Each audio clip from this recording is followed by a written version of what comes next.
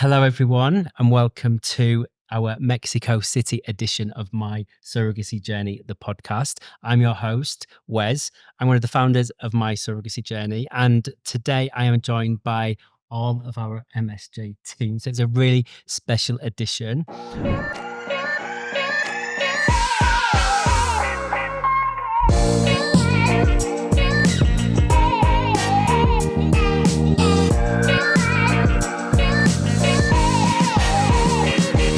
Going to talk to you all about the surrogate screening process. So all the way from surrogates starting, making contact with us, all the way through to them being signed off and matching with a set of intended parents. So let me introduce you to our guests.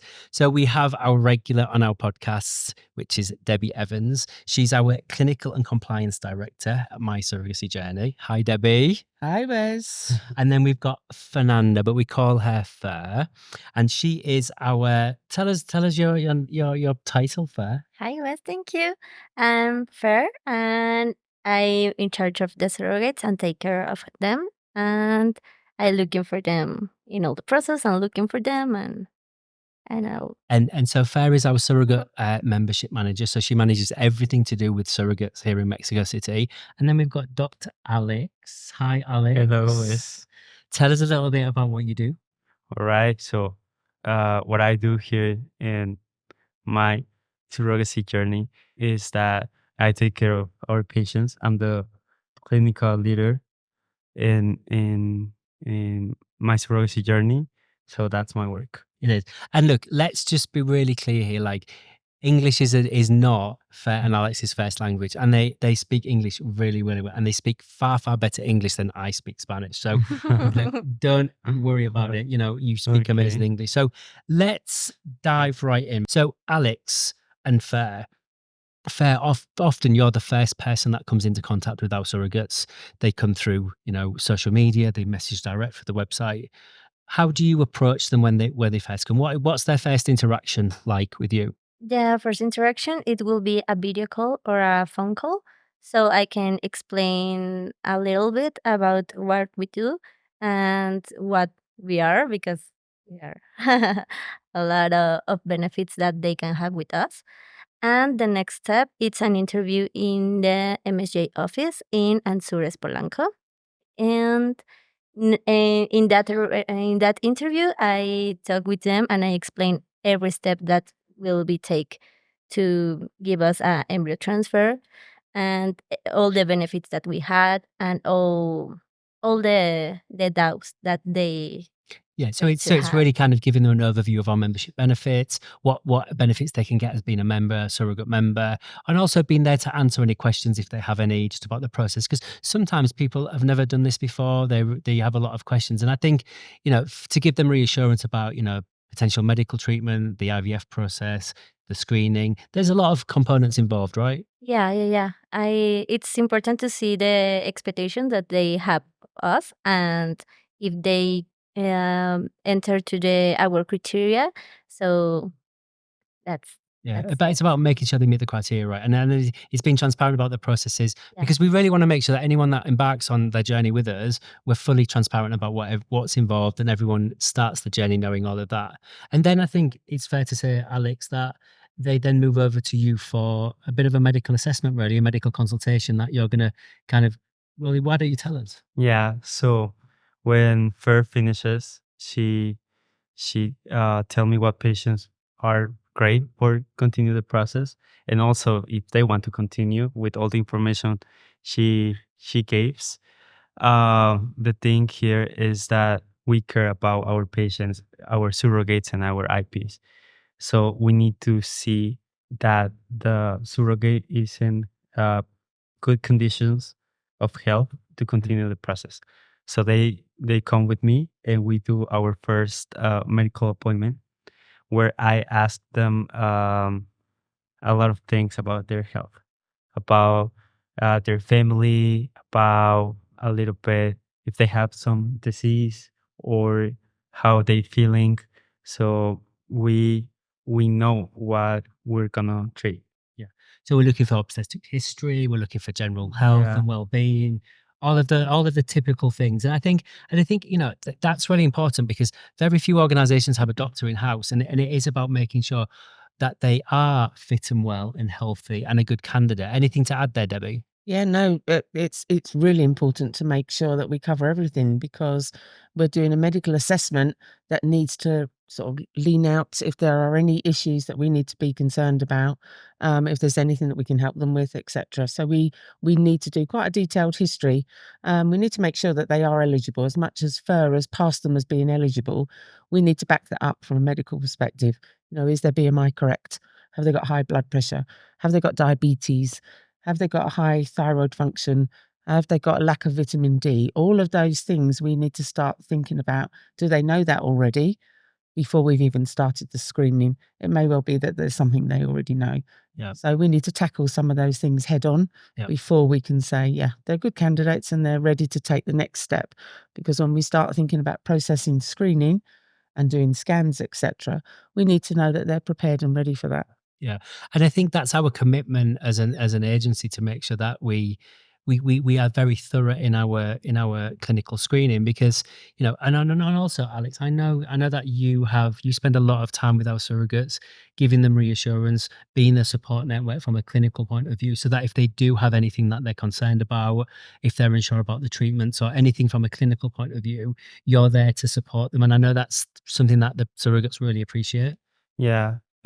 Here in Mexico, or I don't know, maybe in a lot of parts, we don't know about the process. We don't know what's happening. So all the patients, they have a lot of questions. They have a lot of doubts.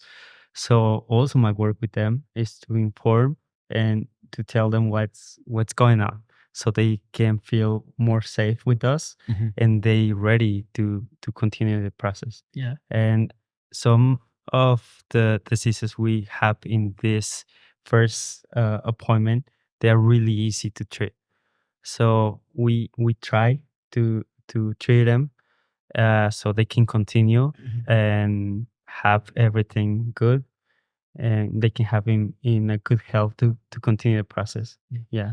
And I think, once we've kind of got that initial process with they've passed the medical thingy, we then start looking at potentially, a legal assessment. And one of the reasons we do a legal assessment is to make sure that, if from an agency point of view, we want to make sure that any surrogate that comes through has all of the legal elements to be a good candidate and to meet the criteria. We want to make sure that, if she says she's married, we've checked that she's married, and that she has that status. Or if she's divorced, we want to see that she's legally divorced, because in some cases with intended parents, the status of the surrogate has an impact on the ability to apply for a passport for the baby. So we like to check that really early on, because it might be that, if we have a surrogate that's married, we might not match her to a set of British intended parents where that has an impact on the exit, whereas there are other nationalities where it doesn't. So it is a bit of a jigsaw puzzle, really, with our surrogates, to make sure that we match them with the best suited set of intended parents. But once that legal assessment has been done and the surrogate has had a chat with the surrogate lawyers, and again, it's about making sure that they have some support and someone who's going to represent them, who can make sure that they're there if they need to. We're going to ask them if is there any legal elements pending within their life. Do they have any criminal convictions? Is there anything that's going to impact the journey? That's what that legal assessment is designed to do, is kind of make sure that, from like we are doing from a clinical point of view, making sure that the best candidate, from a legal point of view, is there anything that's going to prohibit them from moving forward? And that's kind of the process from there. And then I think from that point, once they've passed that legal process, we then start the more clinical screening, right? Debbie, talk to us about what those three elements are, because there are three elements as part of the legal process. Okay, so Alex and I worked quite closely together on developing a medical checklist, so that when Alex does his initial clinical consultation with our surrogates, we know that everything is being asked and covered. So, we talked about the medical history, etc. Obstetric history is really important. If they had multiple cesarean sections, what has their birth journeys been like? Have there been any complications? All of those triggers that start to think, okay, this is somebody that we need to have a little bit more awareness about.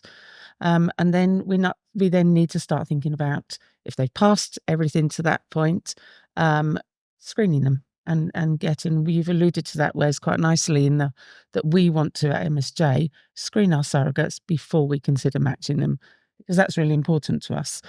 Sometimes we can get a screening result that comes back as a negative, and that's not to say that a surrogate can't continue on a journey as a surrogate, but we need to work with that clinically. So rather than matching with an IP, they've then get the negative test, and then we have to work it, which delays everything.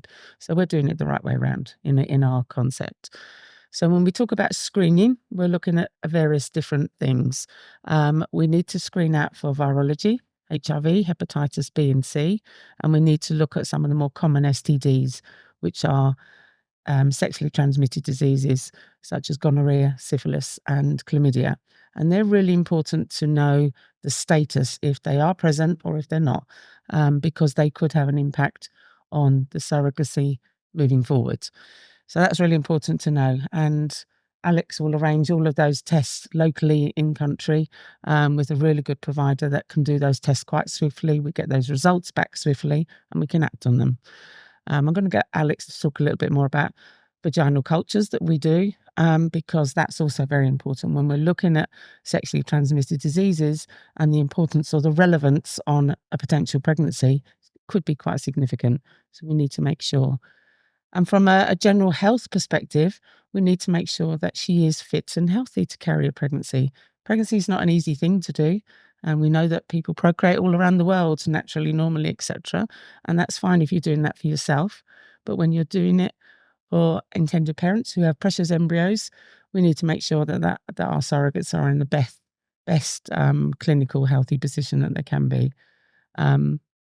So basic tests like vitamin D.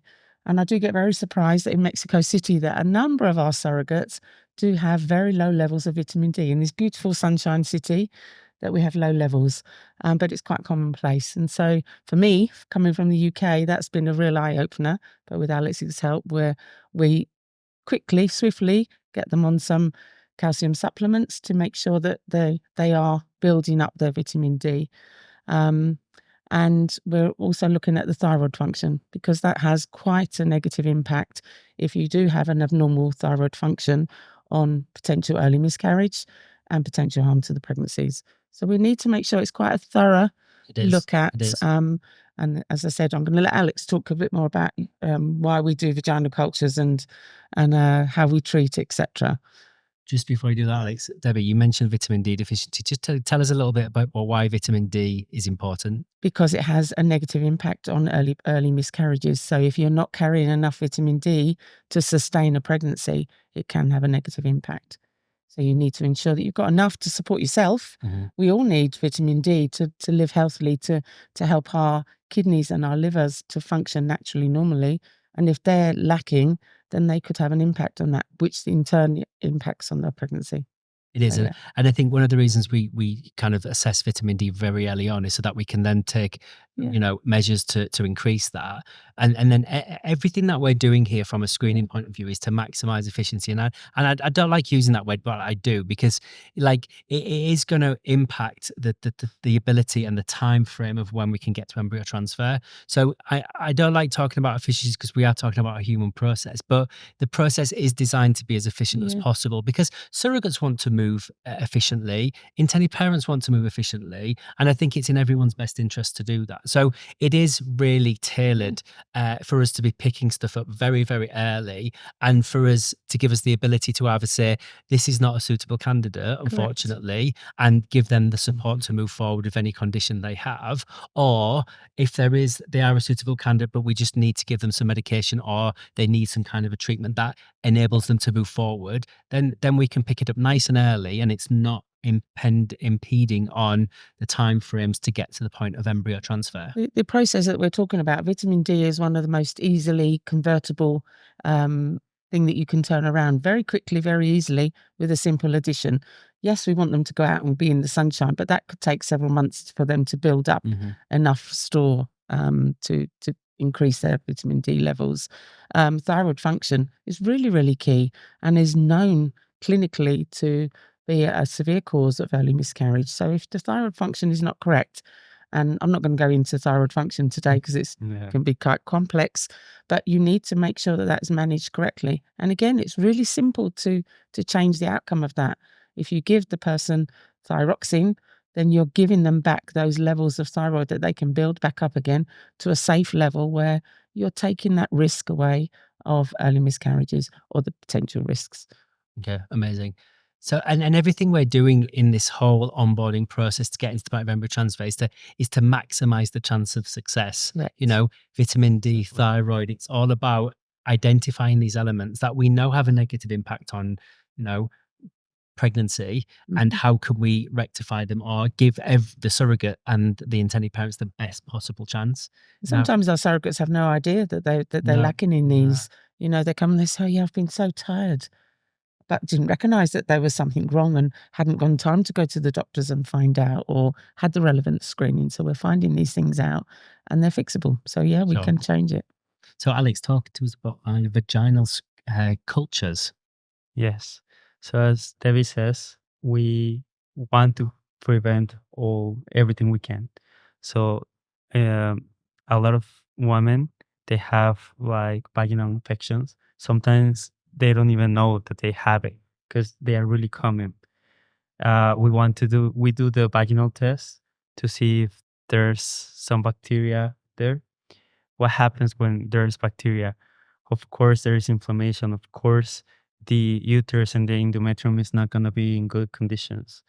So that's why we do the vaginal test. We see if we can find something, and we give treatment to finish with that infection.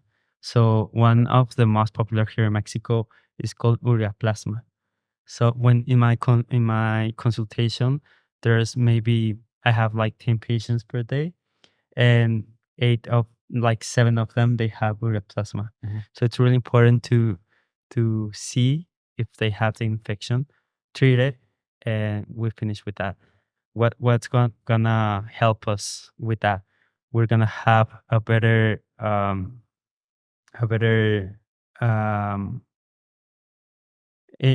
embryons fetus. I mean, it's gonna be better for the woman to get pregnant, and also about symptoms. She's gonna be better.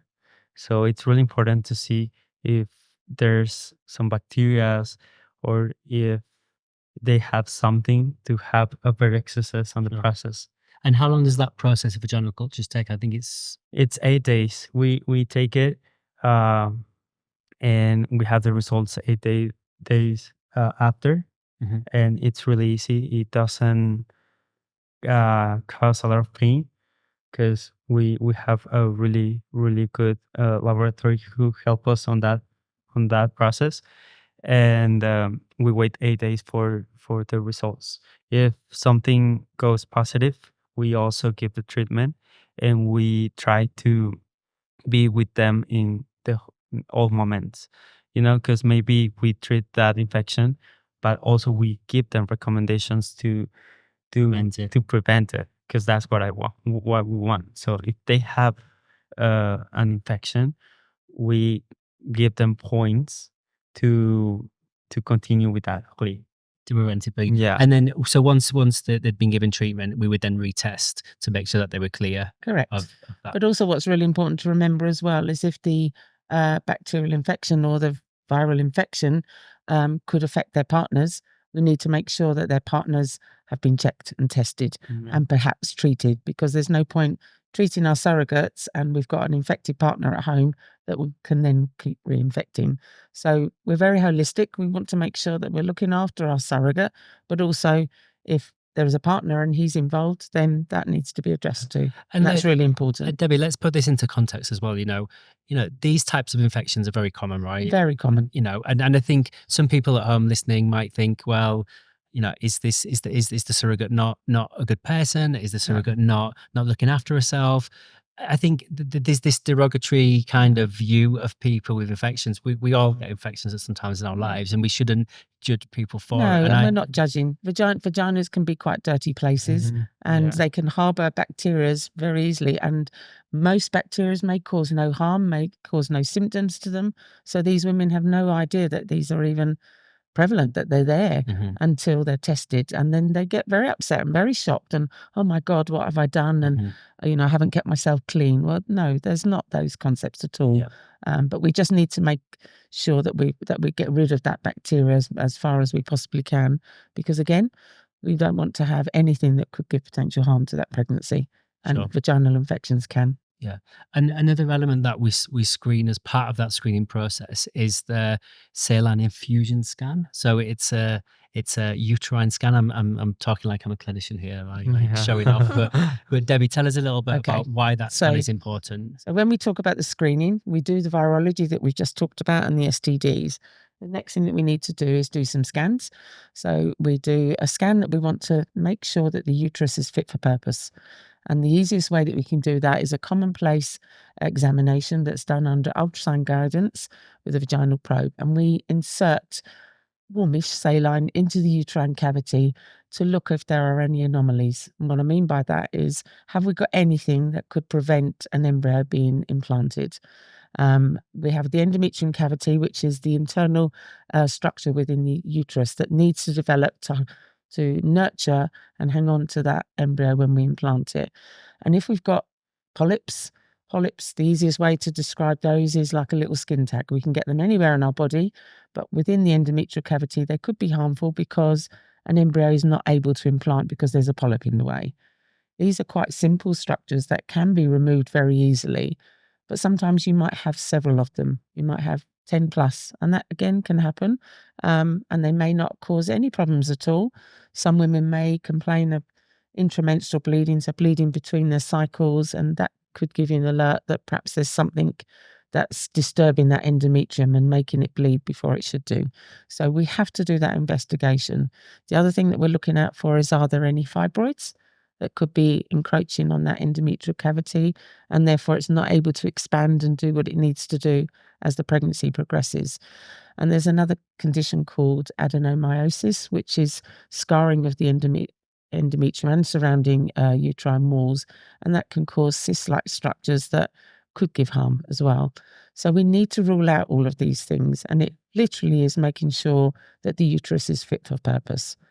Because there's no point doing all of that screening and then we've got a uterus that's not able to sustain an embryo implanting and a pregnancy continuing on. And again, this is another part of like planning for success, because we look at every key stage of it and make sure that we have a process in place to check that it is right for that. Fair, how I know that, it's important that our surrogates have a really positive experience from a clinical point of view. And I know they get the support from Debbie and Alex, but I know that, we structure the way that we do the screening in a way that is designed to minimize the inconvenience of the surrogate. And I know that you attend all of the appointments with the surrogates to make sure that they're fully supported. And the medical team at the clinic we work with, which is probably one of the best in Mexico City as well, is an amazing facility. And Debbie, I know you've been there today. Yeah, I went there today. It's fabulous. So, Fair, tell us a little bit about what the surrogate can expect when she goes for that scan or for that level of screening. I will be with them all the time, all the first appointment and every appointment. So the expectation is being in the medical hospital, and the doctor that do all the scanning is very patient and very kind doctor. He always treat them with all the respect, and he explained every step. And he asked the permission for touch them. He is so Amazing. Yeah, he's amazing. And that's particularly the saline infusion scan. And the vaginal culture. It's quite an invasive process, isn't it? And I know a lot of other organisations, they'll do one thing and then the surrogate has to come back. And we've tried to set our process up in a way that does cater for the comfort of the surrogate, so that she's trying to get everything done in one appointment, so she's not having to come backwards and forwards. Again, that's about time and efficiency as well. As it costs us more as an organization to facilitate that, but it's the right thing to do. We care Correct. about the experience our surrogates get when they go for all of these screening, and we want to make sure that, like all of our members, they get the most positive experience. I know that we've had a significant amount of surrogates that have already gone through that process. What would you say the feedback from them is about that particular screening? They love the doctor. They love that he include them in all the process and he explained everything. So they love that treatment. And the nurses are so gentle too. And they took the blood in the first try because sometimes it can find the veins or veins, something. Yeah. I think it's really important that the surrogates Yeah. feel comfortable, that they feel at ease, and that they feel cared for. That's really important to us. Yeah. Once one of the surrogates get a little low pressure because all the The examinations. no the time for without food Oh, they okay. need Okay. to wait. So yeah, they feel sick and everyone, all the nurses and the doctor was so pending on her and give them ice and she was so happy with that. No, and I know that both you and Alex have done a massive amount of work with that doctor in that hospital to create an environment for My Surrogacy Journey surrogate members that is a really positive one. So, and from the start, I've been involved with both of you, and I know that the one thing that both of you have been really focused on is how do we best care for our members, our surrogates, and that really shines through with the kind of how it's been set up. And I know that, Debbie, you see this from afar with Yeah. you oversee everything that the team do here from a clinical point of view, but I know that you see that. Yeah, and I had to rely on Alex and Fer to be my eyes and ears in Mexico City and to get the best service that we possibly could. And they've gone out and got an amazing hospital with an incredible, compassionate doctor that cares about surrogates and cares about what we want to do for them. And, when they start the exam, they do the scan first to make sure that part is correct and that we've got a uterus that's fit for purpose before we do anything else, because there's no point putting them through the painful procedure of all the blood's been taken and the scan is not correct. So they're doing it in the right way, and Alex has spent a lot of time negotiating with the doctor, telling him how we want it done and this is what we're going to do and this is the test that we want, and negotiated the price and the convenience and everything, and we want it all done together. And so he's, we've made it the best possible. As you say, these girls don't want to be going to several appointments all over the city. So we've, negotiated a really good way of making sure that the screening is correct at the right time. So once they've then passed through that, and Debbie, I know we as a team have a call every week and we talk about all of the surrogates coming through on board, in what stages they're at, are the results back, where we are with this, and we as a team discuss that every week. Once you've got them to that point, Debbie, and you're happy then to sign them off from a clinical point of view, what are you looking for at that point to sign them off? What process do you go through? So I've got a clear checklist of the screening that we require. Have they got all of those? Are they negative? If they have been positive, have they now been treated and we've rescreened and it's now at a positive point? Is the scan correct?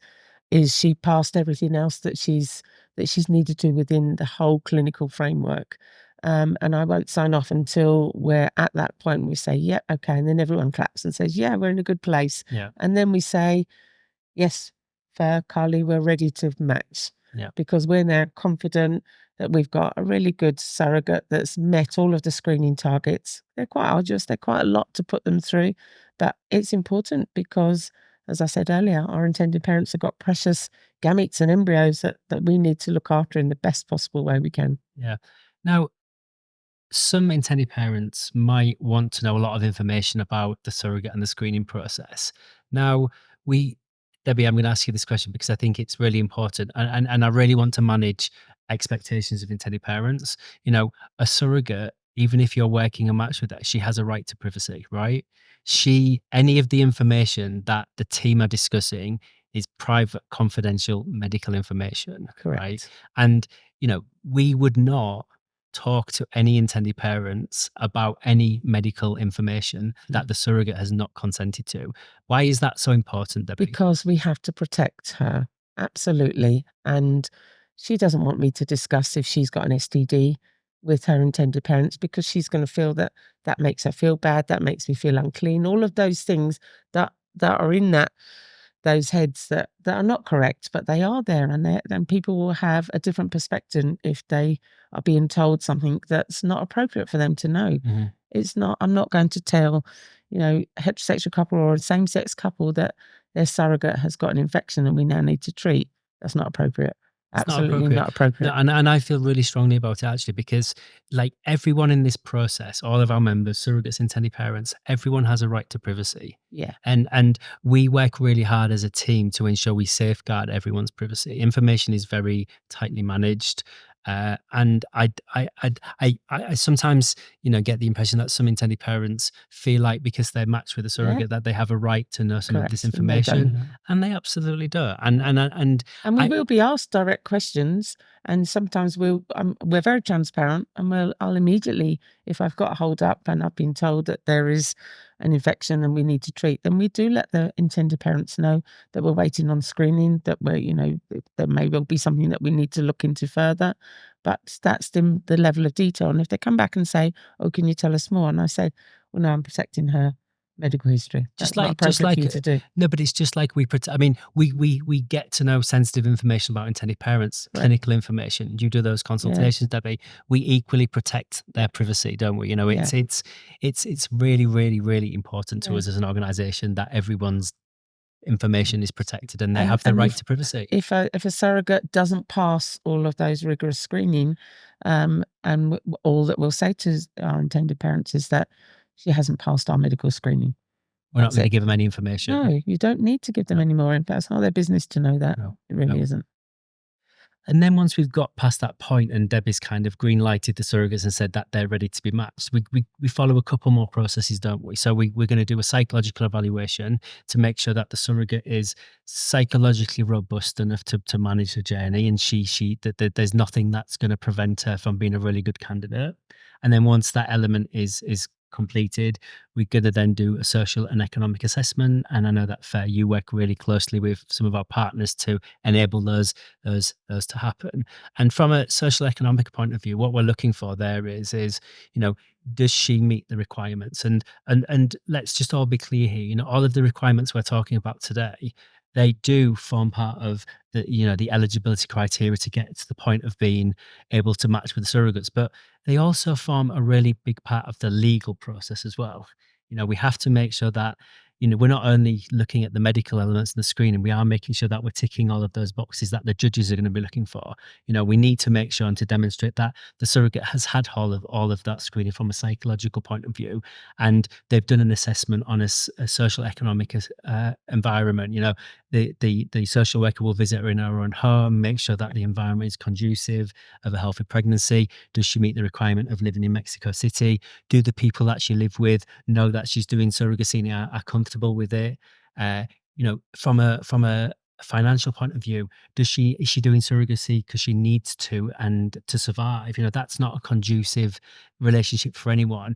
We'll only work with surrogates who are financially independent and are doing surrogacy to complement or enhance their lives by supporting family creation with other people. So, how do our surrogates react to that? In terms of that, they know that. I mean, obviously, you're very transparent with them at the start about what the process is, but how do they feel about some of those elements, social, economic, and psychological? They are very, very agree with all the onboarding process that we have, because they know at the last moment that it's for the best option, the best care of them, for them, not for us, and for everyone is Yeah. the best from them. So we need to protect them all the time. Yeah, So that will be the best for them. it is. And look, and let's be really honest, the intended parents have to go through a similar process. We do an onboarding and screening process of our intended parents, and that's just to make sure that everyone is eligible and meets the criteria.